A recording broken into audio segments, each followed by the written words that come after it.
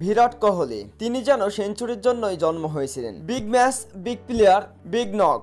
প্রতিপক্ষ যখন পাকিস্তান তখন বিরাট কোহলি জ্বলে উঠবেন, এটাই স্বাভাবিক। কেননা পাকিস্তানের বিপক্ষে এর আগেও বেশ কয়েকবার জ্বলে উঠতে দেখা গিয়েছে ভারতীয় এই কিং কোহলিকে। বর্তমানে ক্রিকেটের রাজা কিং কোহলি পাকিস্তানের বিপক্ষে হাঁকিয়ে ফেললেন ওডিআই ক্যারিয়ারের 51তম সেঞ্চুরি এবং তার পুরো ক্রিকেট ক্যারিয়ারের 82তম সেঞ্চুরি হাঁকালেন কিং কোহলি। কোহলির সেঞ্চুরির দিনে এই দিন শুধু সেঞ্চুরির রেকর্ড গড়েননি, এদিন গড়েছেন আন্তর্জাতিক ক্রিকেটে 14,000 রানের মাইল ফলকও গড়েছেন কিং কোহলি। কোহলির এই সেঞ্চুরির দিনে পাকিস্তানকে হারিয়েছে 6 উইকেটের বিশাল বড় ব্যবধানে। চ্যাম্পিয়ন্স ট্রফির পঞ্চম ম্যাচে শক্তিশালী ভারতের বিপক্ষে টসে জিতে প্রথমে ব্যাটিংকে সিদ্ধান্ত নেয় পাকিস্তানি ক্যাপ্টেন মোহাম্মদ রেজান এবং ইন্ডিয়ার বোলিং লাইন আপের বিপক্ষে প্রথমে ব্যাটিং করতে নেমে শুরু থেকেই ধাক্কা খায় পাকিস্তানি ব্যাটাররা।